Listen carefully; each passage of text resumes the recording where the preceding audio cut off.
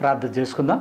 ప్రేమ కలిగిన తండ్రి, అత్యున్నతమైన మహోన్నతమైన ఘనమైన నీ నామమును బట్టి మరోసారి నీకు వందనములు, స్తోత్రాలు. తిరిగి నీ సన్నిధిలో మమ్మల్ని ప్రవేశపెట్టి నీ లేఖనములను ధ్యానం చేసే ధన్యతను మాకు అనుగ్రహించారు దేవా. అందును బట్టి మేము స్తుతిస్తున్నాం తండ్రి. ప్రభువా, మరి అదెంతో గొప్ప ధన్యత. నీ వాక్యములను నీ లేఖనములను వినేవారు వాటిని గ్రహించుకొని వాటిని అన్వయించుకొని దాని ప్రకారం ఆచరణలో జీవించడం అనేది ఎంతో గొప్ప ధన్యత. ప్రభా, మీరు మాకు అనుగ్రహించిన ఈ గొప్ప ధన్యతను బట్టి ముఖ్యంగా ప్రార్థన అంశముల గురించి ఇంకా తెలుసుకొని పోవచ్చుండగా మీ యొక్క పరిశుద్ధాత్మ సహాయము, మీ పరిశుద్ధాత్మ నింపుదలలో అధికారములో నన్ను నడిపించవలసిందని వింటున్నవారు సత్య సంగతులను నువ్వు ఏమి చెప్పాలనుకుంటున్నావో ఆ మాటలు వారికి అర్థమయ్యేలాగునా నీ పరిశుద్ధాత్మ కార్యం జరిగించవలసిందని యేసుక్రీస్తు నామమున యొక్క ప్రార్థన అడిగి వేడుకొనుచున్నాను తండ్రి. Amen. Basic principles of prayer, God's ground rules అంటారు. అంటే మూల సంగతులు, ప్రిన్సిపల్స్ ఆఫ్ ప్రేయర్, ప్రార్థన యొక్క నియమాలు, విధులు. మనం ఏ విధముగా ప్రార్థన చేయాలి, తర్వాత ఏ నియమాలతో మనం ప్రార్థన చేయాలి, ప్రార్థనకి ఏం నియమాలు ఉన్నాయా, ఎలాగ ప్రార్థన చేస్తున్నామో, ప్రార్థన అంటే సింపుల్గా ప్రార్థన చేయటమేనా, దాంట్లో ఇంకేమైనాను దాగి ఉన్నదా అనే సంగతులను గురించి మనము తెలుసుకొని పోతున్నాము. కొన్ని ప్రిన్సిపల్స్ ఉన్నాయి ప్రార్థన గురించిన వివరణలో. మొట్టమొదటిగా prayer is for believers only, ప్రార్థన అనేది విశ్వాసులకు మాత్రమే అనే సంగతిని తెలుసుకునేది ఒక ప్రిన్సిపల్. ఇది చాలా మంది ప్రార్థన చేయవచ్చు, కానీ ఒక నియమం ఏంటంటే విశ్వాసులు అంటే దేవుని బిడ్డలు. గలతీ 3:26 మనం చదువుతాం, యేసు క్రీస్తునందున్న మీరందరూ విశ్వాసం వలన దేవుని కుమారులై ఉన్నారు. మనం ఎవరవునంటే దేవుని కుమారులము కనుక మనము ప్రార్థన చేస్తాము. దేవుని కుమారులు అంటే విశ్వాసులు. యేసుక్రీస్తునందు మీరందరూ, మనందరం క్రీస్తు నమ్మిన వారముగా, క్రీస్తు నమ్మిన బిడలముగా, ఎట్లాగా విశ్వాసం వలన, నమ్ముట వలన, కృపచేత మీరు రక్షించబడినారు కదా, విశ్వాసం వలన మనము రక్షించబడినాము కనుక మనము దేవుని కుమారులమై ఉన్నాము. You are all sons of God through faith in Jesus Christ. కనుక ప్రార్థన విశ్వాసులకు, దేవుని కుమారులకు అనే సంగతిని ఒక ప్రిన్సిపల్. తర్వాత దాన్ని బలపరుస్తూ ఇంకొక వచనం కూడా ఉన్నది. యోహాను సువార్త 1:12 తన్ను ఎందరు అంగీకరించురో వారందరికీ, అనగా తన నామమందు విశ్వాసం ఉంచిన వారికి దేవుని పిల్లలగుటకు ఆయన అధికారం అనుగ్రహించను. ఇక్కడ కూడా దేవుని పిల్లలు అని వ్రాయబడి ఉన్నది. దేవుని కుమారులన్న ఒకటే, దేవుని పిల్లలైన గలతీలో దేవుని కుమారులు అని మనం చదువుకున్నాము. ఇక్కడ యోహాను సువార్త 1:12 దేవుని పిల్లలు కనుక వీరే ప్రార్థన చేస్తారు. Who received him believed in his name, ఎవరైతే ఆయన నామమందు విశ్వాసం ఉంచుతారో, ఇక్కడ విశ్వాసము, ఎవరైతే ఆయన అంగీకరిస్తారో వారు దేవుని ప్రార్థన చేయగలరు. అది మొట్టమొదటి సంగతి. విశ్వాసులైన వారు ప్రార్థన చేస్తారు, అది ఒక ప్రిన్సిపల్ అనమాట. మిగిలిన వాళ్ళు అంటే దేవుని నమ్మని వాళ్ళు ప్రార్థన చేయవచ్చు, వాళ్ళు చేస్తారు, కానీ అది ఎంత మేరకు అనేది మనము ప్రశ్నించవలసిన విషయం. కనుక ఒక ప్రిన్సిపల్ ఏంటంటే విశ్వాసులైన వారు ప్రార్థన చేయాలి. ఎందుకంటే ఆయన రక్షించబడిన వారు, రక్షణ అనుభవంలో ఎదుగుతున్న వారు తప్పనిసరిగా విశ్వాసులైన వారు ప్రార్థన చేయాలి. దేవుని కుమారులు, దేవుని పిల్లలని మనం చెప్పుకున్నాం. రెండవది ఏమిటంటే all prayer is directed to the father. అంటే తండ్రికి మనము ప్రార్థన చేసేటప్పుడు ఒక ప్రిన్సిపల్ అంటే తండ్రికి అడ్రస్ చేయాలి. అంటే సింహాసనాసీనుడైన తండ్రికి మనము తండ్రిని అడ్రస్ చేస్తూ మనము ప్రార్థన చేయాలి. అందువల్లనే యేసు ప్రభువారు తన శిష్యులకు ఏం చెప్పాడు అంటే, మత్తయి సువార్త 6:9 మీరు ఇలాగూ ప్రార్థన చేయండి. అంటే వారికి ప్రార్థన రాదు. ప్రారంభంలో శిష్యులైన వారికి ప్రార్థన చేయటం రాదు. వారు యూదుల బ్యాక్గ్రౌండ్లో నుంచి వచ్చారు, కానీ వారు భక్తి కలిగిన వారే. కానీ అయితే వాళ్లకు ప్రార్థన ఎలా చేయాలి అందుకని వాళ్ళు అడిగారు ప్రభువుని, ప్రభువా ఎలాగ మేము ప్రార్థన చేయాలని. అంటే ప్రభువు వారికి ఎలాగో ప్రార్థన చేయాలో ఆయన నేర్పాడు. అది నేర్పిన ప్రార్థన. కాబట్టి మీరులాగూ ప్రార్థన చేయుడి అంటూ పరలోకమందున్న మా తండ్రి అని ప్రారంభించాడు. ఇక ఆ తర్వాత ప్రార్థన అంతా మనకు తెలుసు. మత్తయి సువార్త 6:9 మనం చదివితే ఇంకా వరుసగా ప్రార్థన ఎలా చేయాలో అన్ని అంశాలన్నీ కూడా ఆ యొక్క ప్రార్థనలో అది నేర్పిన ప్రార్థన. అంటే యేసు ప్రభు వారికి ప్రార్థన నేర్పి, అవర్ ఫాదర్ ఇన్ హెవెన్, ప్రారంభంలోనే మయన్ని చదివితే విషయాలన్నీ మనకు తెలియగలవు. మత్తయి సువార్త 6వ అధ్యాయము. కాబట్టి మీదిలాగు ప్రార్థన చేయుడి, పరలోకమందున్న మా తండ్రి, నీ నామము పరిశుద్ధపరచబడును గాక, నీ రాజ్యం వచ్చుగాక, నీ చిత్తం పరలోకమందు నెరవేర్చున్నట్లు భూమి మీద నెరవేరును గాక, మా అనుదినహారమేడు మాకు దయచేయము, మా రుణస్థులను మేము క్షమించిన ప్రకారము మా రుణములను క్షమించుము, మమ్మను శోధనలో దేక దృష్టి నుంచి మమ్మను తప్పించుము, మనుషుల అపరాధములను మీరు క్షమించినట్లా మీ పరలోకపు తండ్రి మీ అపరాధములను క్షమించును, మీరు మనుషుల అపరాధములకు క్షమింపకపోయినట్లా మీ తండ్రి మీ అపరాధములను క్షమింపడు. ఇక్కడ ప్రభు వారికి ఎలాగ ప్రార్థన చేయాలో అది నేర్పాడు. అంటే దీన్ని ఏమంటారు అంటే ప్రభు నేర్పిన ప్రార్థన అంతే. అడ్రస్ ఎలా చేయాలి అంటే ఎవరికి చేయాలి అంటే పరలోకపు తండ్రికి. పరలోకం ఉందని మా తండ్రి అంటే తండ్రికి మనం అడ్రస్ చేయాలి. అది అంటే ప్రభు వారికి ఎలా ప్రార్థన చేయాలో ఎలా ముగించాలో అది యేసు ప్రభు నామంలో ముగించాలని ఆయన వారికి మరి బోధించినట్లుగా మనం చూస్తాం. తర్వాత దీన్ని ఎలాగా చెప్పారంటే పరలోకపు ప్రార్థన అని. పరలోకపు ప్రార్థన అంటూ ఏమి ఇక్కడ లేదు. పరలోక ప్రార్థన అని అంటారు. పరలోక ప్రార్థన అంటే ఏంటి, ఎట్లాగా దానికి ఆ పేరు పెట్టారు అంటే ఆశ్చర్యంగా ఉంది. ఎందుకనంటే పరలోకం మా తండ్రి అంటే ఇంకా పరలోక ప్రార్థన అనేస్తారా, లేక నిత్యుడగు తండ్రి ప్రార్థన అని అట్లాగా ఏది ప్రారంభమైతే ఆ ప్రారంభాన్ని ప్రార్థన పేరుగా పెట్టేస్తారా ప్రార్థనని? అది కరెక్ట్ కాదు. అసలు యాక్చువల్గా అది నేర్పిన ప్రార్థన, ప్రభు చేసిన ప్రార్థన ఉన్నది. ఆయన చాలా సందర్భాల్లో ప్రార్థన చేశాడు. అట్టి ప్రార్థన మనం చేయాలి. అదే ఇది శిష్యులకు నేర్పిన ప్రార్థన. ప్రార్థన అయిన తర్వాత మరలా దీనిని రిపీట్ చేస్తారు. ఇది పరలోకపు ప్రార్థన, ప్రభు చెప్పిన ప్రార్థన అని. ప్రభు నేర్పిన ప్రార్థన మరలా దాన్ని చేయవలసిన పని లేదు. నువ్వు ప్రార్థనలో ఎదగాలి, ప్రార్థనలో నీవు విస్తరించాలి, ప్రభువు చేసినట్లు అలాగా నీవు ప్రార్థన చేయాలని చెప్పాడు. కానీ ఇది పరలోక ప్రార్థన అని ఎక్కడ మనకి రాయబడి ఉండలేదు, గమనించాలి. అందుకని యోహాను సువార్త 14వ అధ్యాయము 13-14 వచనాలు చదివితే, మీరు నా నామమున దేనిని అడుగుదురో తండ్రి కుమారుని యందు మహిమ పరచబడుటకై దానిని చేతును. And I will do whatever you ask in my name so that the son may bring glory to the father. ఇక్కడ ఏం రాయబడి ఉందంటే మీరు నా నామాన్ని దేని అడుగుదురో తండ్రి కుమారుని యందు మహిమపరచబడికే దాన్ని చేతును. తండ్రి కుమారుని యందు మహిమపరచ, దేవునికి మహిమ రావాలి. తండ్రి కుమారుని యందు మహిమపరచబడుటకై ఆయన మన ప్రార్థనలకు సమాధానం ఇస్తాడు. ఆయన నామమున దేని మీరు అడుగుతారో ఆ అడిగే విషయము దేవునికి మహిమను తీసుకొచ్చేదిలాగా ఉండాలి. 14వ వచనంలో కూడా అదే మాట, నా నామమున మీరు నన్నేమి అడిగిరను నేను చేతును. అయితే అది ఎవరికి మహిమ రావాలి అంటే నీకు కాదు, నీ సొంత ఉపయోగం కొరకు, లేకపోతే నీ సొంత అభివృద్ధి కొరకు, నీ యొక్క సొంత బెనిఫిట్స్ కొరకు కాదు. కానీ తండ్రి కుమారుని యందు మహిమపరచబడుటకై దేవునికి మహిమ రావాలి, తండ్రికి మహిమ రావాలి. గనుక కుమారుని నామమున మనం ప్రార్థన చేసినప్పుడు అది దేవునికి మహిమను తీసుకొని వస్తుందనే సంగతిని మనం ఇక్కడ గమనిస్తాము. ఎఫెసీయులకు రాసిన పత్రిక 6వ అధ్యాయము 18వ వచనంలో కూడా ఆత్మ వలన ప్రతి సమయమందును ప్రతి విధమైన ప్రార్థనను విజ్ఞాపనను చేయుచు ఆ విషయమై సమస్త పరిశుద్ధుల నిమిత్తమును పూర్ణమైన పట్టుదలతో విజ్ఞాపన చేయుచు మెలకువగా ఉండుడి. అంటే పూర్ణమైన పట్టుదలతో సమస్త పరిశుద్ధుల నిమిత్తము మనము విజ్ఞాపన చేయాలి, మెలకువగా ఉండాలి. ఆత్మ వలన ప్రతి సమయమందును ప్రతి విధమైన ప్రార్థనను విజ్ఞాపనను చేయుచు మనము ప్రార్థనలో ఉండాలి అని దేవుడు ఇక్కడ మరి సెలవిస్తూ ఉన్నాడు. మరి ఎంత పట్టుదలతో మనం ప్రార్థన చేస్తున్నామో, పూర్ణమైన పట్టుదలట. మరి ఆ పట్టుదలతో మీరు ప్రార్థన చేస్తున్నారా? పరీక్ష చేసుకోండి. మెలకుగా ఉండాలి, అలాగా ప్రార్థన చేయాలి. పరిశుద్ధుల నిమిత్తము మనం ప్రార్థన చేయాలి అని అంటే విశ్వాసుల కొరకు ప్రార్థన చేయాలి అనే సంగతిని ఇక్కడ మనము చూస్తాం. హెబ్రీయులకు రాసిన పత్రిక 7:25 ఈయన తన ద్వారా దేవుని యొద్దకు వచ్చు వారి పక్షమున విజ్ఞాపన చేయుటకు నిరంతరము జీవించుచున్నాడు గనుక.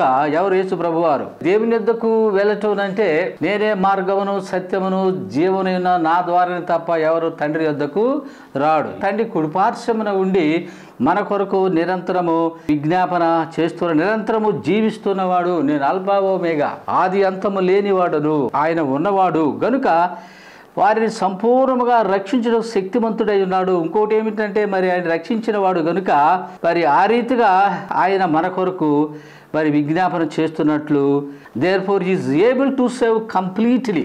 ఎవరు రక్షణ ఇచ్చారంటే ఆయనే. Is able to give completely అని పూర్తిగా పూర్ణముగా మనల్ని రక్షించుటకు ఆయన శక్తిమంతుడై ఉన్నాడు. Those who come to God through him. ఆయన ద్వారానే మనం దేవుని యొద్దకు వెళ్తాము అనే సంగతిని ఆయన స్థిరంగా చెబుతున్నాడు, రూఢిగా చెబుతున్నాడు. Because he always lives to intercede for them. ఎందుకంటే ఆయన ఎప్పుడు నిరంతరము జీవించున్నాడు, మన కొరకు ఆయన విజ్ఞాపన చేయుచున్నాడనే సంగతిని మనము చూడాలి. అలాగే రోమిలు రాసిన పత్రిక 8వ అధ్యాయము 26వ వచనంలో ఏం రాయబడింది? అటువలే ఆత్మయు మన బలహీనతను చూచి సహాయము చేయుచున్నాడు. ఏలయనగా మనము యుక్తముగా ఎలాగో ప్రార్థన చేయవలెనో మనకు తెలియదు గాని ఉచ్చరింప శక్యము గాని మూలుగులతో ఆ ఆత్మ తానే మన పక్షముగా విజ్ఞాపన చేయుచున్నాడు. ఎవరు? పరిశుద్ధాత్మ దేవుడు మన విజ్ఞాపన చేస్తూ ఉన్నాడు. అటువలే ఆత్మయు మన బలహీనతను చూచి సహాయము చేయుచున్నాడు. మన బలహీనలము ఏలయనగా మనం యుక్తముగా ఎలాగో ప్రార్థన చేయవలెనో. మనకు ఎలాగా ప్రార్థన చేయాలో కరెక్ట్గా మనకు రాదండి. ఏదో మన ఇష్టం వచ్చినట్టు చేస్తాం, అట్లా కాదు. యుక్తముగా అంగీకారముగా ఉండేలాగా మనకు తెలియదు కానీ ఉచ్చరింప శక్యము కానీ మూలుగులతో ఆ ఆత్మ తానే మన పక్షముగా విజ్ఞాపన చేయుచున్నాడు. కనుక ఆ రీతిగా ఆయన విజ్ఞాపన చేస్తూ ఉన్నాడు. ఆయన ఎలా విజ్ఞాపన చేస్తా? ఉచ్చరింప శక్యము కానీ మూలుగులతో అని అంటే నువ్వు మూలగమని కాదు, మరి ఆ యొక్క విధానములో అంటే కొంతమంది ఉక్కుతారు, మూలుగుతారు, అది కాదు, ఆ విషయం కాదు ఇక్కడ చెప్పబడేది. ఆయన ఎలా చేస్తాడో అవి మనకు తెలీదు. ఆయన ఏ విధంగా మనం నడిపిస్తాడో, ఏ విధంగా ప్రార్థనలో మనం తీసుకొని నీ ఇష్టం వచ్చినట్లు కాదు. పరిశుద్ధాత్మని పేరు చెప్పి నీ ఇష్టం వచ్చినట్టుగా ప్రవర్తించేసేసి ఆత్మ నడిపింపు అని అంటే అది కుదరదు. అది కాదు ఇక్కడ విషయము. ఆయన చేసే విధానము మనలను ఆయన ఆధీనంలో ఉంచుకొని ప్రార్థన చేస్తాడు. అది ఉచ్చరింపగాని శక్యము గాని మూలుగులతో ఆత్మ తానే మన పక్షముగా విజ్ఞాపన చేస్తున్నాడు. In the same way the spirit helps us in our weaknesses. అంటే మన యొక్క బలహీనతలో ఆయన సహాయం చేస్తున్నాడు. We do not know what we are to prayer. అసలు ఎట్లాగా మనం ప్రార్థన చేయాలన్న సంగతి మనకు తెలియదు. But the spirit himself intercedes for us with groans that words cannot express.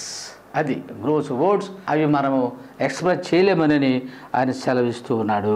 రోమిలు రాసిన 8:27లో మరియు హృదయములను పరిశోధించువాడు ఆత్మ యొక్క మనసు ఏదో ఎరుగును. పరిశోధించువాడు కోర్స్ పరిశోధిస్తాడు. మరి దేవుడు మన హృదయాలను పరిశోధించే దేవుడు, పరీక్షించే దేవుడు, పరిశీలన చేసే దేవుడు.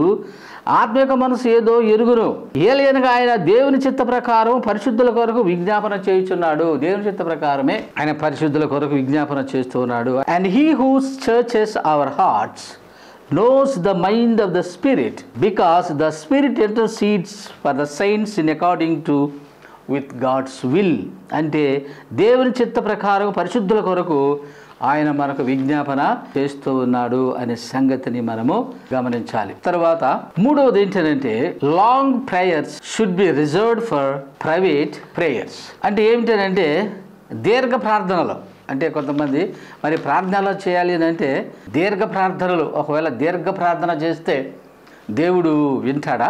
దీర్ఘ ప్రార్థనలు ఎప్పుడు కూడా ప్రైవేట్ ప్రేయర్స్ అంటే నీకు సంబంధించిన విధముగా, అంటే నువ్వు వ్యక్తిగతంగా ఏకాంతంగా ఉన్నప్పుడు నీవు ప్రార్థన చేయాలి. అంటే ఎట్లా ప్రార్థన? ఎక్కువసేపు నువ్వు ప్రార్థన చేసుకోవచ్చు, పబ్లిక్లో కాదు. ఏకాంతంగా ఉన్నప్పుడు, నీవు ఒంటరిగా ఉన్నప్పుడు లాంగ్ ప్రేయర్స్ అంటే ఎక్కువసేపు ప్రార్థన చేయటం అనేది అది నీ వ్యక్తిగతంగా ప్రైవేట్గా చేయాలి. కానీ ఏదో చర్చిలో కూర్చుని ప్రార్థన చేయమని అంటే నాకే ఇచ్చారు కదా అని నీవేదో పదాల ప్రదర్శనతో నేను ఎక్కువ బాగా ప్రార్థన చేస్తాను, మీ అందరికంటే నాకు ఎక్కువ పదాలు వచ్చు, ప్రార్థన చేస్తాను, అది కాదు ప్రార్థన. దీర్ఘ ప్రార్థన కాదు. అక్కడ ఏం చేయమంటున్నారో దానిని ఆలోచన చేసి ఆ యొక్క ప్రార్థన అంశం ఏంటో వెంటనే మనం ముగించేలాగా ఉండాలి. కానీ సమయం మనకు పరిమితం కనుక అక్కడ చేసేసి ఆత్మ నడిపింపని చెప్పేసి నువ్వు గలిబిలి కన్ఫ్యూజన్, నీ ఇష్టాన్ని చిత్తాన్ని చేస్తున్నావు. అక్కడ నువ్వు సరిగా ఫాలో అవ్వటం లేదు. అందుకనే ప్రభు ఏమన్నాడంటే మత్తయి సువార్త 6వ అధ్యాయము 5, 6, 7, 3 వచనాలు. మరియు మీరు ప్రార్థన చేయనప్పుడు వేషధారుల వలె ఉండవద్దు. అంటే మీరు ప్రార్థన చేసేటప్పుడు అందరు కనబడాలని, ఇది వేషం వేసుకునేది కాదు. కొంతమంది ప్రార్థనలో వేషం వేసేస్తారు. ఇప్పుడు డ్రామా యాక్టర్లు, మరి సినిమా యాక్టర్లు వేషం వేసుకొని అక్కడ ఆ వేషానికి తగ్గట్టు వాళ్ళు నటించటం అన్నమాట. ఆ తర్వాత అది అయిపోయిన తర్వాత మళ్ళీ మామూలుగా ఉంటారు. అట్లాగా చేయకూడదు. మనము ఏదో ప్రార్థన అన్నప్పుడు అదేదో నటన, ఆ మాటలు ఏదో నీవు అనుకొని అలాగా వేషధారుల వల్ల నీవు ఉండకూడదు. ఇది నార్మల్గా ఉండాలి, అంటే సాధారణంగా ఉండాలి. వేషధారులుగా నీవు ఉండకూడదు. మన వేషధారులం కాదు, మన యాక్టర్లం కాదు. మన వేషాలు వేసుకొని ఇష్టం వచ్చిన ఉన్న కొద్దిసేపు ఏదో నువ్వు ప్రార్థనలు అది చూపించి మళ్ళీ తర్వాత బయటకు వచ్చి ఇష్టానుసారంగా ఉండటం కాదు అది. అందువల్ల వేషధారులు ఉండవద్దు, మనుషులకు కనబడవలనని. ఇంకోటి ఏంటంటే మనుషులకు కనబడాలి. మనం చేసే ప్రార్థనలు మనుషులకి వినబడాలి, కనబడాలన్నట్టుగా సమాజ మందిరములలోనూ వీధుల మూలలలోనూ నిలిచి ప్రార్థన చేయటం వారికి ఇష్టము. ఎవరి మత సంబంధమైన వాళ్ళు చేసే పనులు ఇవి. ఎక్కడంటే సమాజ మందిరాల్లోనూ వీధుల మూలల్లోనూ వారు నిలిచి ప్రార్థన చేయటం వారికి ఇష్టము. ఎందుకంటే అందరూ చూడాలని, మనుషులు కనబడాలని. చాలామంది ప్రార్థన అలాగా చేస్తారు. ఏమిటి, అందరు చూడాలి, అందరు కనబడాలి, మైక్ ఇచ్చేసి పెద్దగా చేసేసి అందరికి వినపడిపోవాలి. అలా కాదు దేవుడు చెప్పింది. మరి చూడండి, వారు తమ ఫలము పొంది ఉన్నారని నిశ్చయముగా మీతో చెప్పుచున్నాను. ప్రభు క్లియర్గా చెప్పేశాడు. ఏమిటనంటే దీర్ఘ ప్రార్థనలను వ్యక్తిగతంగా నువ్వు చేసుకో. సంఘంలోకి వచ్చినప్పుడు యుక్తముగా క్లుప్తముగా చక్కగా సమయాన్ని కుదించుకొని అక్కడ నీవు ఆ సమయాన్ని ఉపయోగించుకోవాలి. వారికి నువ్వు సహకరించాలి. అది ప్రార్థన అంటే. అలాగా చేయమన్నాడు ప్రభు. అంతే తప్ప ఏదో మనుషులు కనబడాలని వేషధారణ, నేను అన్ని రోజులు ఉన్నాను, ఇన్ని రోజులు ఉన్నాను, అన్ని రోజులు ఉపవాసం ఉన్నాను, ఇన్ని రోజులు ఉపవాసం ఉంటున్నానని ఏదో అందరూ ఉండలేకపోతున్నట్లుగా నువ్వేదో పెద్ద గొప్పదానిలాగా గొప్పవాడిలాగా నువ్వు ప్రదర్శించుకోవటం కాదు, కానీ యుక్తంగా చక్కగా నువ్వు ప్రార్థన చేయటము నువ్వు నేర్చుకోవాలి. When you pray do not be like hypocrites. Hypocrites అంటే వేషధారులు. ఇప్పుడు చదువుకున్నాం మనం. For the love to pray standing in the synagogues. వాళ్ళు నుంచోని సమాజ మందిరాల్లో ప్రార్థన చేయాలని వాళ్ళు ఎక్కువగా ఇష్టపడతారట. And on the streets corners, అంటే వీధి మూలల్లో కూడా వాళ్ళు ప్రార్థన చేస్తారట. టు సీన్ బై మెన్, అంటే మనుషులు చూడాలని. I tell you the truth, నేను సత్యమని చెప్పుచున్నాను, they have received their reward in full. వారు ప్రతిఫలం పొంది ఉన్నారు అని వారి గురించి చెబుతూ 6వ వచనంలో ఆయన ఏం చెప్పాడంటే, నీవు ప్రార్థన చేయనప్పుడు నీ గదిలోనికి వెళ్ళి తలుపు వేసి రహస్యమందున్న నీ తండ్రికి ప్రార్థన చేయము. అప్పుడు రహస్యమందు చూచు నీ తండ్రి నీకు ప్రతిఫలమిచ్చును. గదిలోనికి వెళ్ళమన్నాడు. అప్పుడు నీ హృదయాన్ని చూస్తాడు, నీ చేసే ప్రార్థన విధానాన్ని చూస్తాడు.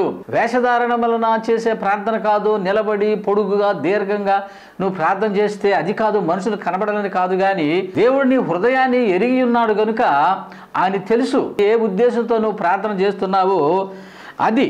ఆ విధంగా చేయమంటున్నాడు. రహస్యమందున్న నీ తండ్రికి ప్రార్థన చేయము. ఆయన తెలుసు. ఆయన వినపడదు అనుకుంటున్నావేమో, గట్టి కేకలేస్తే వినపడదు అనుకుంటున్నామో, ఆయన చెవుడు అనుకుంటున్నామే. కాదు, ఆయన నీ యొక్క ప్రార్థనని వినే దేవుడు. గదిలోనికి వెళ్ళి తలుపు వేసి, గదిలోనికి వెళ్ళాలంట తలుపు వేయాలంటే, తలుపు ఎందుకు వేస్తావు అంటే డిస్టర్బెన్స్ ఉండకుండా, అంటే మనకు అభ్యంతరం లేకుండా తలుపు దగ్గరికి వేసి మనం లోపల ప్రార్థన చేస్తాం. ఎందుకంటే ప్రార్థన చేసేటప్పుడు బయట శబ్దాలు, ఆ బయట ఆ యొక్క మాటలు మనకు వినపడకుండా ఉండినట్లు లోపలికి వెళ్ళి తలుపు వేసి రహస్యముందు తండ్రికి ప్రార్థన చేయమను. ఆఫ్ కోర్స్ ఒకవేళ మనము అలాగే చేయవచ్చును. ఎందుకనంటే లేక ప్రార్థన గది నీకు ఉండవచ్చును. ఒకవేళ కొంతమంది ప్రార్థన గదులు లేకపోవచ్చును. ఆ ఉన్నది ఒకే గదిలో ఒక మూలం ఎక్కడో దేవుడు నీకు ఇస్తే ఒక ప్రక్క గదిలోనో ఎక్కడో ఒక చోటకు వెళ్ళి ప్రశాంతంగా నువ్వు మోకరించి ఆయన సన్నిధిలో నీవు ప్రార్థన చేయాలి. అయితే తలుపు వేసుకోవటం అని అంటే ఏంటంటే కోర్స్ మనము ఒకవేళ బాహ్యంగా ఎవరైనా మనకు కనపడతారేమో, వారికి ఏమైనా వెలుగు వస్తుంది అన్నట్లుగా మనం దగ్గరికి వేసుకొని మనం ఏకాంతంగా మనకేం డిస్టర్బెన్స్ లేకుండా ప్రార్థన మొదలు పెడతాం. అయితే గదిలోనికి వెళ్ళినంటే బయట ఉన్న డిస్టర్బెన్స్ లేకుండా ఉండడానికి, అయితే నీ అంతరంగంలో డిస్టర్బెన్స్ లేకుండా ఉండాలి. అంటే నీ గది నీ హృదయము, నీ హృదయం కూడా ఎలా ఉండాలి అంటే మరి వేరే ఆలోచనలతోటి ఏదో తొందరతోటి గలిబిలితోటి నువ్వు వెళ్ళి ప్రార్థన చేయలేవు కనుక అక్కడ కూడా నువ్వు మూసేసేయాలి. ఏంటంటే లోకంలోని ఆలోచనలు, తలంపులు, ఆ యోచనలు అన్నీ కూడా నీ హృదయంలోనికి ప్రవేశింపకుండా వాటిని కూడా నీవు బంద్ చేసుకోవాలి, వాటిని కూడా నీవు మూసివేయాలి. అది ప్రభు సెలవిస్తున్న మాట. అందువల్ల but when you pray go in to your room, నీవు గదిలోనికి వెళ్ళి close the door and pray to your father, తండ్రికి నువ్వు ప్రార్థన చేయి. హూ ఈజ్ అన్సీన్, నువ్వు ఆయన చూడలేవు, but he hears your prayer. Then your father who sees what is done in secret will reward you. What is done in secret అంటే రహస్యంగా నువ్వు ప్రార్థన చేస్తున్నావు కదా, ప్రభువుకు తెలుసు. నువ్వు షౌట్ చేయక్కర్లేదు, నీ హృదయం నుంచే ప్రార్థన ఎలాగో వెళుతుందో ఆయనకు తెలుసు, అది ఎలాగ వస్తుందో తెలుసు, కనుక ఆ రీతిగా ఉండాలి. తర్వాత 7వ వచనంలో ఏముందనంటే, మరియు నీవు ప్రార్థన చేయనప్పుడు అన్యజనుల వలె వ్యర్థమైన మాటలు వచింపవద్దు. వ్యర్థమైన మాటలు యుక్తముగా మరి ఆయనే నేర్పుతాడు, మన పరిశుద్ధాత్మ నేర్పుతాడు నీకు నిష్టానుసారంగా. అంటే ప్రారంభంలో ప్రార్థన రాదు అనుకోండి, ఆ తర్వాత దేవుడు నీకు నేర్పుతాడు. పరిశుద్ధాత్మ దేవుడు నీలో ఉండి రక్షించబడిన తర్వాత ఎలాగ ప్రార్థన చేయాలో నేర్పుతాడు. వాళ్ళ వెళ్ళి చూసి మనం నేర్చుకోవచ్చు, అది వేరే సంగతి. అదేంటి చిలక పలుకుల్లాగా ప్రార్థన చేయటం కాదు, అది నీ అంతరంగం నుంచి రావాలి. పరిశుద్ధాత్మ దేవుడు నీలో ఉండి రక్షణలో నీలో నివసిస్తాడు కనుక ఆయన ప్రేరేపణతో నింపుదలలో నువ్వు ప్రార్థన రావాలని దేవుడు సెలవిస్తున్నాడు. మీరు ప్రార్థన చేయనప్పుడు అన్ని జనులు వలె, అన్ని జనులు కూడా ప్రార్థన చేస్తారట. వారి దేవతలకి వారు కూడా మొరపెట్టుకుంటారు, కానీ అట్లా ఉండకూడదు. మరి మనం ఎలా ఉండాలో చూడండి, మాటలు వచింపవద్దు. వాళ్ళు దే రిపీట్. అన్ని జనులు ఏం చేస్తారంటే the same word they repeat and again and day and night they do like that. వాళ్ళు అలా చేస్తారు, కానీ మీరు అలాగ కాదు. మీరు ఎలాగ చేయాలి అంటే విస్తరింప మాటలు ఆడుట వలన తమ మనవి వినబడునని వారు తలంచు. అలాగ మాట్లాడుతూ ఉంటే అదే పదాన్ని పట్టుకొని నువ్వు ఏదో భజన చేస్తున్నట్లు కాదు. దేవుని సన్నిధిలో నువ్వు ప్రార్థన చేయాలి, భజన కాదు నువ్వు చేసేది. అన్యులు పాప వాళ్ళకి తెలీదు, వాళ్ళు అలాగే ఏదో భజన కాదు అనుకుంటారు. దేవుడు అంటే అదే భక్తి అనుకుంటున్నారు, వాళ్ళకి తెలియదు, వాళ్ళకు చెప్పాలి. కొంతమంది ఇలాగే ఆ యొక్క దేవుని సన్నిధిలో మరి ప్రార్థన చేయకుండా ఆ మాటలనే, ఆ మాట 2 మాటలు పట్టుకుంటారు, హల్లెలూయా స్తోత్రం హల్లెలూయా, ఇక అదే మొదలెడతారు, ఇక అదే దాన్ని రిపీట్ చేస్తారు. అదే గ్లోరీ అంటారు, తర్వాత హల్లెలూయా అంటారు, ఏం రావు మాటలు. ఇక వీటిని వాళ్ళు రిపీట్ చేస్తుంటారు. చూడండి, దేవుడు వింటున్నాడు. మరి నువ్వు ఎలాగ ప్రార్థన చేస్తున్నావు ఒకసారి ఆలోచన చేసుకో. And when you pray do not keep on babbling like pagans లాగా, అంటే అన్యుల్లాగా. బ్యాబ్లింగ్ అంటే ఏయో మాటలు బడబడబడ మాట్లాడే మాటలు అవి కాదు. నువ్వు చక్కగా క్లియర్ కట్గా నీ ప్రార్థన ఉండాలి. ఏదో ఆత్మ చేసిందని ఏదో చెప్పేసి నువ్వేదో బుడబుడబుడ మాట్లాడటం కాదు. ఇది క్లియర్ కట్గా నా ప్రతి మాట అర్థం కావాలి. నీకు తెలుగు భాష ఇచ్చాడు కనుక తెలుగు భాషలో నువ్వు ప్రార్థన చేసుకోవాలి. గనుక ఆ రీతిగా for they think they will be heard because of their many words. అంటే ఎక్కువ మాటలు అలా రిపీట్ చేయటం వలన ప్రార్థన వినపడుతుందేమనుకుంటారు, కానీ అట్లాగా వినపడదు. అది వ్యర్థముగా నీవు మాటలను నీవు ఉచ్చరింపకూడదు. వ్యర్థమైన మాటలు వచింపవద్దు. అన్ని చేసేలాగా నీవు ఉండకూడదని ఆయన సెలవిస్తూ ఉన్నాడు. అలాగే ఫిలిప్పి 4:6 కూడా మనం చదవచ్చు. దేనిని గూర్చి చింతింపకుడు గాని ప్రతి విషయములోనూ ప్రార్థన విజ్ఞాపనల చేత కృతజ్ఞతాపూర్వకముగా మీ విన్నపములు దేవునికి తెలియజేయుడి. Do not be anxious about anything. మీరు చింతింపకుడి అంటే చింతించవద్దు. యాంగ్జియస్ అంటే వరి, అంటే మనం ఎక్కువగా చింతిస్తాము. అంటే కొన్ని సంగతులను బట్టి ఏమి జరుగుతుందో, ఏమైపోతుందో, ఆపద వచ్చినప్పుడు, ఏదో ఒక విపత్తు ఏదో వస్తున్నప్పుడు, ఏదో ఇబ్బంది ఇరుకు వచ్చినప్పుడు మనము చింతిస్తాం. అలా చింతించకూడదు. దేని గురించి చింతింపకుడు కానీ ప్రతి విషయములోనూ ప్రార్థన విజ్ఞాపనల చేత కృతజ్ఞతాపూర్వకముగా మీ విన్నపములు దేవునికి తెలియజేయండి. మీ విన్నపాలను దేవుడు తెలియచేయండి. వరి అవ్వద్దు. Do not be anxious about anything but in everything by prayer and petition with thanks giving present your request to God.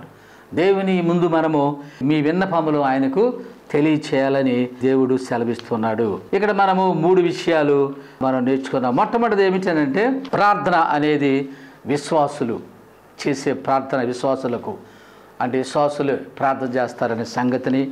తర్వాత రెండవది మన ప్రార్థనలో తండ్రికి అడ్రస్ చేయాలని, తండ్రిని ఉద్దేశించి తండ్రిని సంబోధిస్తూ మనం చేయాలి. ముగింపు కుమారునిలో మనము దాన్ని ముగించాలని మరి దేవుడు సెలవిచ్చాడు. మూడో సంగతి అంటే దీర్ఘ ప్రార్థనలు, లాంగ్ ప్రేయర్స్. ప్రార్థనలు అనేవి ప్రైవేట్గా నువ్వు చేసుకోవాలి, కానీ అది దేవుడు చెప్పాడు. నువ్వు ఉపవాసం ఉన్నప్పుడు ఎవరు తెలియకూడదు. తర్వాత నువ్వు రహస్యమును ప్రార్థన చేసుకోవాలి. శాస్త్రులు పరిశీలి ఆ విధముగా లాంగ్ ప్రేయర్స్, దీర్ఘ ప్రార్థనలు చేస్తారు. సమాజం మీద నిలబడి చేస్తారు.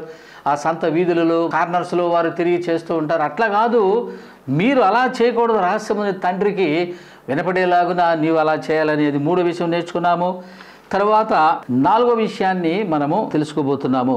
There is a 4-fold break down for private prayer. వ్యక్తిగతముగా మనకు సంబంధించినదిగా అంటే బహిరంగంగా కాకుండా ప్రార్థన అనేది 4 గింతలుగా మనం చెప్పుకొనవచ్చు. అంటే వ్యక్తిగతముగా మనం ప్రార్థన చేసేటప్పుడు 4 సంగతులను మనము గుర్తుపెట్టుకోవాలి. ముఖ్యంగా ప్రైవేట్ ప్రేయర్ చేసేటప్పుడు, ఏకాంతముగా నీవు చేసేటప్పుడు, ఒంటరిగా నువ్వు ప్రార్థన చేసేటప్పుడు, నీ గదిలో నీవు ప్రార్థన చేసేటప్పుడు, ఆఫ్ కోర్స్ మన సంఘములో మనం సమాజంగా కూడుకున్నప్పుడు అంటే మంగళవారమో లేదా శుక్రవారమో శనివారమో ఆ ప్రార్థన వేరు.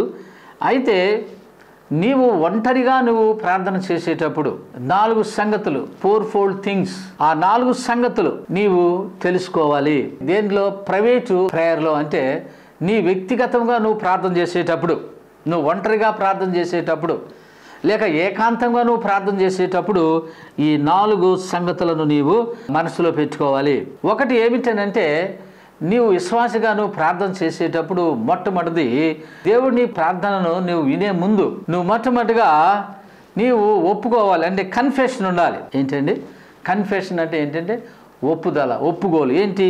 1 యోహాను 1:9 మన పాపలను మనం ఒప్పుకునే యెడల ఆయన నమ్మదగిన వాడును నీతిమంతుడు గనుక ఆయన మన పాపములను క్షమించి సమస్త దుర్నీతి నుండి మనను పవిత్రులుగా చేయను. అంటే మనం పాపం చేసి ప్రార్థన చేస్తే ప్రభు ఆలకించాడు. కంపల్సరీగా ఆయన నీ ప్రార్థన వినడు. ఎందుకంటే నువ్వు పాపం చేస్తూ ప్రభు అంటే ఆయన నీ ప్రార్థన ఎలాగ వింటాడు? నువ్వు తప్పు చేస్తూ మీ తండ్రి దగ్గరికి వెళ్ళి నా దీయమంటే ఆయన ఇవ్వడం. నువ్వు సరిగా ఉండాలి కదా. అలాగే ఒకవేళ దేవుని సన్నిధిలో ఏదైనా నువ్వు పాపం చేసేవేమో, పాపం చేసి ప్రార్థన చేస్తున్నావేమో నీకు తెలియదేమో. అందుకనే దేవుడు అంటున్నాడు ఆ పాపాన్ని ముందు ఒప్పుకో.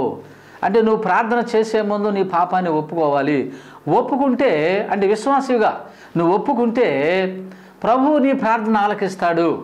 నీ పాపము నీ ప్రార్థనను ఆలకించకుండా చేస్తుంది, ఆటంకం కలుగుతుంది. గనుక ఈ వాక్యం ఏం చెబుతుందంటే మన పాపలు మనం ఒప్పుకునే ఆయన నమ్మదగిన వాడు, నీతిమంతుడు గనుక మన సమస్త దుర్నీతి నుంచి మనల్ని పవిత్రులుగా చేస్తాడు. అంటే ఆయన క్షమిస్తాడు అని అర్థం అన్నమాట. ఏదైనా విశ్వాసిగా నీవు ఉండి ఏదైనా తప్పిదం చేస్తే తెలియక తెలిసి ఏదైనా సరే తప్పిదం పాపమే. అది అపరాధమా పాపమా? పాపం అంటే నువ్వు తెలియచేసి అపరాధం చేయవచ్చు. ఏదైనా పాపమే దేవుని దృష్టిలో. అంటే మన క్లారిటీ కోసం మనం చెప్పుకుంటున్నాం. మనకు తేటగా తెలియటానికి, వివరంగా తెలియటానికి విశ్వాసి చేసే మరి పాపాలు ఉంటాయి. అందువలనే పొరపాటు చేసినప్పుడు ప్రార్థన చేయకముందు ఆ యొక్క తప్పిదాన్ని లేకపోతే ఆ పాపాన్ని మన హృదయంలో ఉంచుకొని ప్రార్థన చేస్తే నీ మొర వినబడదు అనే సంగతిని. అందువలన if you confess our sins he is faithful and just and will forgive our sins and purify us from all unrighteousness. సమస్త దుర్నీతి నుంచి ఆయన మనలను పవిత్రులుగా చేస్తాడు. 66వ కీర్తన 18వ వచనములో నా హృదయములో నేను పాపము లక్ష్యము చేసిన ఎడల ప్రభు నా మనవి వినకపోవును. భక్తుడు కీర్తనాకారుడు ఏం చెబుతున్నాడు అంటే ప్రభు నా మనవి వినకపోవును. ప్రభు వినడు. ఎందుకు? హృదయములో నేను పాపము లక్ష్యము చేసినడలా. ఒకవేళ హృదయములో లక్ష్యము చేసినడలా. అందువలనే నేను ఎదుట పాపము చేయక ఉండున్నట్లు నీ వాక్యమును నా హృదయములో ఉంచుకొని ఉన్నానని కూడా కీర్తనాకారుడు చెబుతున్నాడు. అంటే దేవునికి ఇష్టమైనది పాపము కనుక ఆ పాపము నీ హృదయంలో పెట్టుకొని లక్ష్య పెట్టి నువ్వు దేవుని దగ్గరికి వెళ్ళి ప్రభువా అని పిలిస్తే ఆయన ఆలకించడనే సంగతిని. If I had cherished sin అంటే లక్ష్యం చేస్తే sin is in my heart the Lord would not have listened. ఆయన నా మనవి నా ప్రార్థన మనవి వినకపోవును అని వినడం గ్యారెంటీగా. చాలామంది తెలియదు ఇది. అందువల్లనే ఫస్ట్ ఏమిటంటే యూ హ్యావ్ టు కన్ఫెస్ అనగా నీ పాపాన్ని నువ్వు ఒప్పుకోవాలి. ప్రభువా ఇదిగో ప్రార్థన చేయాలి, తప్పిదాలు ఉంటే నన్ను క్షమించమని. ఆయన వాళ్ళ తెలిసి నేనైనా తప్పు చేశానా, తెలియక నేను చేశానా, ఏదైనా నీ దృష్టిలో పాపమే, అజ్ఞాతిక్రమే పాపము కనుక ప్రభా నా ప్రార్థన నీవు ఆలకింపక మునుపు, నా ప్రార్థన సమాధానం రాక మునుపు ఇదిగో నేను ఒప్పుకుంటున్నానని నువ్వు ప్రైవేట్గా ఒప్పుకోవాలి. అది ఏదైనా ఎక్కడండి అది పబ్లిక్ కాదు. కొంతమంది నువ్వు ఒప్పుకో పబ్లిక్గా. అది చాలా అసభ్యకరము, అది వాక్యానికి వ్యతిరేకమైనది. ప్రైవేట్గా చేయాలి నువ్వు. అది నువ్వు పాపి అయితే ఒప్పుకో. ఎన్నిసార్లు ఒప్పుకుంటావు? క్షమించడా అని క్షమించాడు అని అది కూడా లేదా నీకు? అలాగే నువ్వు ఒప్పుకుంటావు నీ జీవితం. అది కాదు ఇక్కడ. ఏమిటంటే ప్రైవేట్గా నీవు విశ్వాసమై ఉన్నప్పుడు నీవు ప్రైవేట్గా అంటే ఏకాంతంగా వ్యక్తిగతంగా నీవు నీ పాపాలు ఒప్పుకుంటే నీ ప్రార్థనలో ఆయన ఆలకిస్తాడు. విశ్వాసం. అవిశ్వాసులు వేరు. అవిశ్వాసులు అంటే వాళ్ళు ప్రార్థన పాపాలు ఒప్పుకుంటానే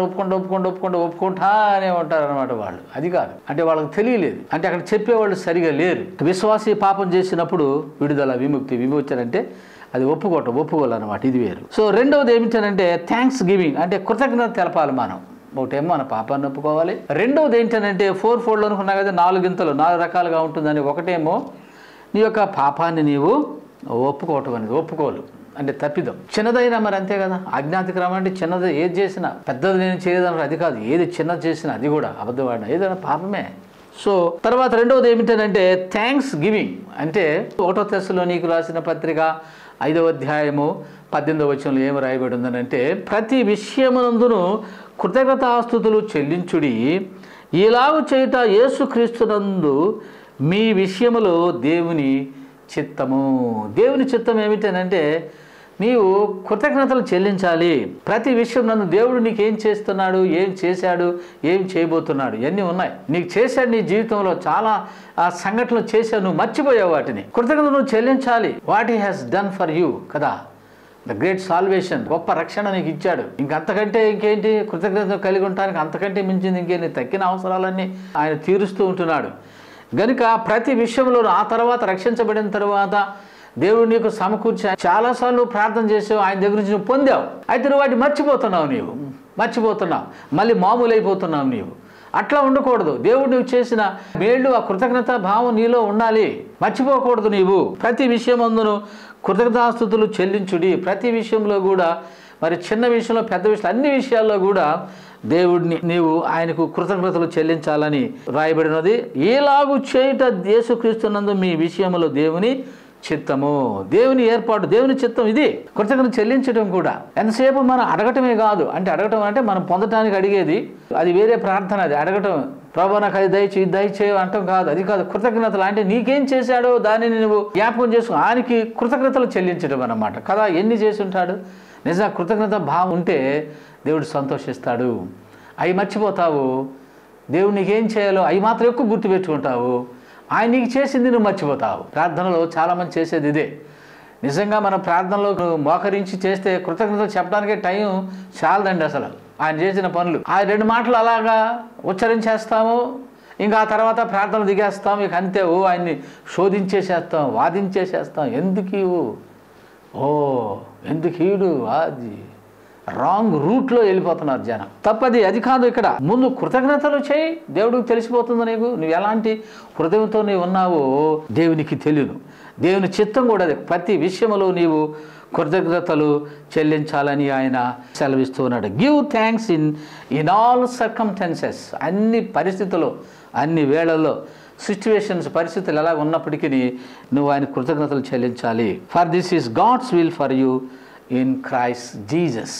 ఇది యేసుక్రీస్తులో ఇది దేవుని చిత్తమైనది. క్రీస్తు నందు మీ విషయములో దేవుని చిత్తము. ఇలాగా థ్యాంక్స్ అలాంటి కృతజ్ఞతలు చెల్లించడం అన్నమాట. తర్వాత మూడవది ఏమిటంటే, మొదటిది ఒప్పుకోలు, అంటే మన పాపం చేసినట్టు ఒప్పుకోవటం. రెండవది కృతజ్ఞత చెల్లించండి. దేవుడు నీకు ఏం చేశాడో దాని కృతజ్ఞతలు, అంటే ప్రార్థనలోనే ఇది భాగం అన్నమాట. ఒప్పుకోవటము, కృతజ్ఞత చెల్లించడము. మూడవది ఏంటంటే ఇంటర్సెషన్ అంటారు ఇంగ్లీష్లో. ఇంటర్సెషన్ అంటే ఏంటంటే ఒకరి తరపున చేయు ప్రార్థన, అదే విజ్ఞాపన ప్రార్థన అంటాం. ఒకరి తరపున కూడా మనం ప్రార్థన చేస్తూ ఉంటాం కదండి. మీకోసం ప్రార్థన చేస్తున్నాం బ్రదర్ అని మనం చెప్తూ ఉంటాం అన్నమాట. మరి వాళ్ళ మెప్పు కోసం చెప్తున్నామో, నిజంగానే నువ్వు ప్రార్థన చేసి ఆ మాట అంటున్నావో, ఏదో వాళ్ళకేం తెలిసి నేను ప్రార్థన చేసి చెప్తే సరిపోతుంది కదా అనుకుంటున్నావు.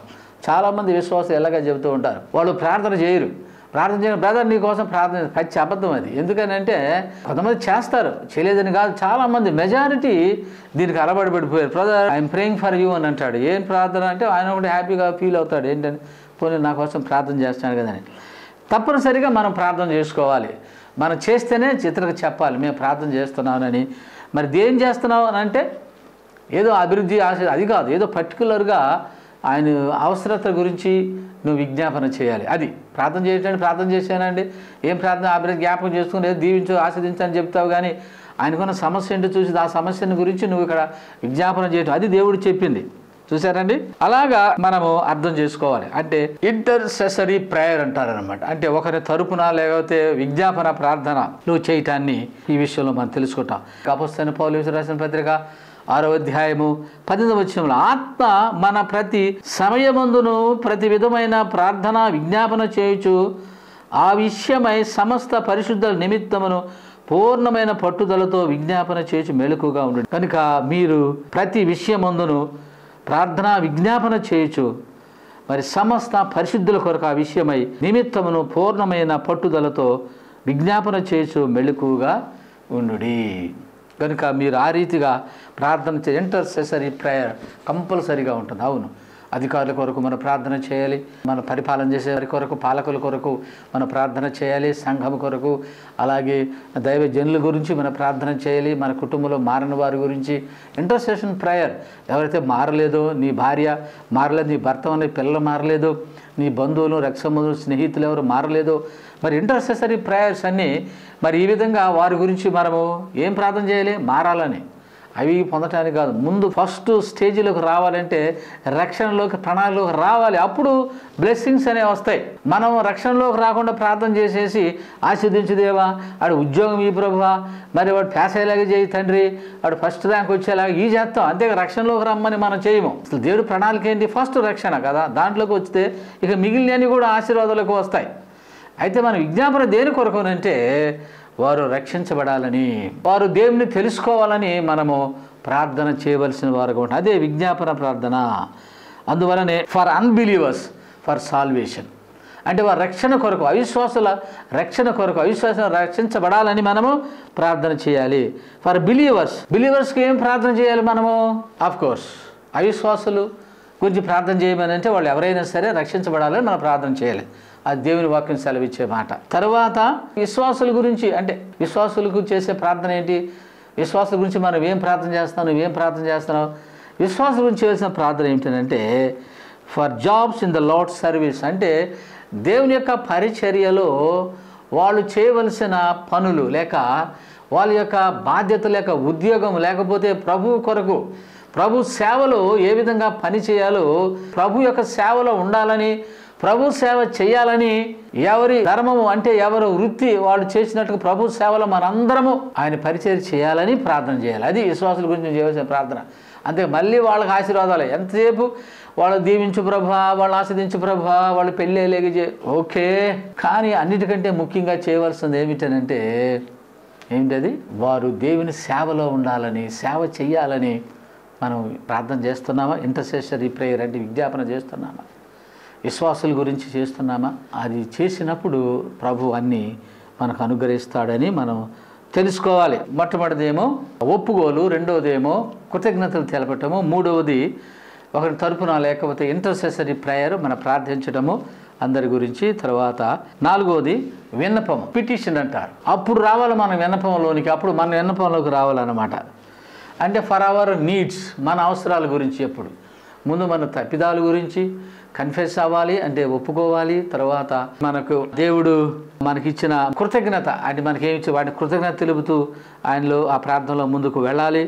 అలాగే ఇంటర్సెసరీ ప్రేయర్ ఇతరుల గురించి, మన అధికారుల గురించి అయితేనేమి, తర్వాత మన కుటుంబ సభ్యులు, సంఘం అయితేనేమి, నీ స్నేహితులు ఎవరైనా వారి గురించి, విశ్వాసులు అయితే వారికి వారు రక్షించబడాలని ప్రార్థన చేయాలి. అవిశ్వాసులు అయితే రక్షించబడాలని ప్రార్థన చేయాలి. విశ్వాసులకైతే వారు సేవలో ఉండాలని నీవు ప్రార్థన చేయాలి. తర్వాత నాలుగవది ఏమిటంటే విన్నపము, పిటిషన్. అప్పుడు నీ యొక్క విన్నపాలకు రావాలి. మనం ముందే విన్నపాలు అన్నీ చెప్పేసుకొని చివరిని అడుగును పడేస్తాం వీళ్ళందరినీ. ఎవరి గురించి ప్రార్థన చేసినా లేకపోతే ఒప్పుకోవాలన్నా ఏదో గుర్తొస్తే ఒకటి ఒప్పుకుంటాం. అసలు మన తప్పిదాలే ఒప్పుకోము, అసలు మన ఇలా ముందు ఫస్ట్ అన్నీ. కానీ ఇక్కడ దేవుని వాక్యం చివరిలో రావాలి ఇది విన్నపం అనేది. ఎప్పుడు ఇవన్నీ అయిపోయిన తర్వాత, నువ్వు ఒప్పేసుకున్న తర్వాత, కృతజ్ఞత చెప్పిన తర్వాత ఇతరుల గురించి ప్రార్థన చేసిన తర్వాత అప్పుడు నీ యొక్క విన్నపాలు, అంటే నీ యొక్క అవసరాల గురించి ప్రార్థన చేయాలి. ప్రభుకి అన్ని అవసరాలు తెలుసు, ఆయన ప్రార్థన చేయాలి. ప్రభు నాకు ఈ అవసరం ఉందని నీకు తెలియని తండ్రి అంటాం మనమే. ఆయన ఆల్రెడీ చెప్పేసాడు, నువ్వు అడగక మునిపే నీ యొక్క అవసరాలు నాకు తెలియను కనుక నువ్వు ప్రార్థన చేయి. వీటన్నిటిని ఎక్కువగా నువ్వు అవసరాలు అడగటం కొద్ది తక్కువగా ఎంచుకో. అంతేగాని నీ అవసరాలు పెద్ద లిస్టు చేసి మిగతా ఒప్పుకోలు గురించి, వాటి గురించి, కృతజ్ఞతల గురించి, తల గురించి ప్రార్థించే విషయాలు చాలా లైట్గా తీసేసుకొని నీ ముందు పెట్టుకోవటం కాదు. కానీ ఇవన్నీ చేసిన తర్వాత మరి నీ అవసరాల గురించి తప్పనిసరిగా తెలియజేసుకోవడంలో తప్పు లేదు. ప్రభు తప్పనిసరిగా మన ప్రార్థనలను ఆలకిస్తాడు. కనుక మరి ఈరోజు ఈ యొక్క ప్రార్థన విషయాల గురించి మనము కొన్ని ప్రిన్సిపల్స్ని మనం నేర్చుకున్నాము. కనుక మన అట్టి రీతిగా ప్రార్థన చేసినట్లయితే తప్పనిసరిగా మరి దేవుడు మనల్ని ఒకటి గొప్ప అనుభవంలోనికి, తర్వాత క్రైస్తవ భక్తి జీవితంలోనికి మనల్ని నడిపిస్తూ ఉంటాడు. మరి ఇలాంటి ప్రార్థనలో మనం ముందుకు వెళదాము. తద్వారా అనేకులకు ఆశీర్వాదకరముగా, మరి నీకు నీవు దీవెనకరముగా, మరి నీ కుటుంబంలో, నీ సమాజంలో నువ్వు ఎక్కడైతే ఉన్నా అక్కడ మరి ఈ యొక్క ప్రిన్సిపల్స్తో నువ్వు ప్రార్థన చేయి. ఏదో మామూలుగా అంతా కలగూర గంపలాగా అంటే మొత్తం అన్ని కలేసి మెలేసి ఏది కృషితో తెలీదు, ఏది కృతజ్ఞతతో తెలీదు, ఏది విజ్ఞాపనో తెలీదు, ఏది వినపమో తెలీదు, అన్నీ కలిపి ఏదో ఆత్మ నడిపింపని చెప్పేసి చేయటం కరెక్ట్ కాదు. అది ఆత్మ కూడా ఎలాంటి క్లారిటీ ఇచ్చాడు. పరిశుద్ధాత్మ దేవుడు కూడాను ఏ సందర్భంలో ఎట్లా చేయాలి, వ్యర్థమైన మాటని మీరు ఉచ్చరించకూడదనని ఆయన మనకెంతో క్లియర్గా చెప్పేశాడు. కనుక మరి ఇట్టి గ్రహింపును దేవుడు మీకు కలుగు చేయాలని ఈ మాటలు నేను ముగిస్తున్నాను, ప్రార్థన చేస్తాను. ప్రభువా దేవా నీకు వందనాలు. మరలా తిరిగి ప్రభువా నీ సన్నిధిలో మరి ఈ యొక్క ప్రార్థన అంశముల గురించి నేర్చుకునే ధన్యతను మాకు అనుగ్రహించినందుకై నీకు వందనాలు, స్తోత్రాలు తండ్రి. అవును, ప్రార్థన చేసేయడం మేము ఒప్పుకోవాలని మా తప్పిదాలను, అలాగే మరి కృతజ్ఞతలు మేము చెల్లించాలి. అలాగే ప్రభువా ఇతరుల గురించి మేము ప్రార్థన చేయాలి తండ్రి. అప్పుడు మా విన్నపాలను మీరు చెప్పుకోవాలని మీరు సెలవిచ్చిన మాటలను బట్టి నీకు వందనాలు, స్తోత్రాలు, స్తుతులు చెల్లించుకుంటూ యేసుక్రీస్తు నామమున ప్రార్థన అడిగి వేడుకొనిచున్నాము తండ్రి. ఆమేన్.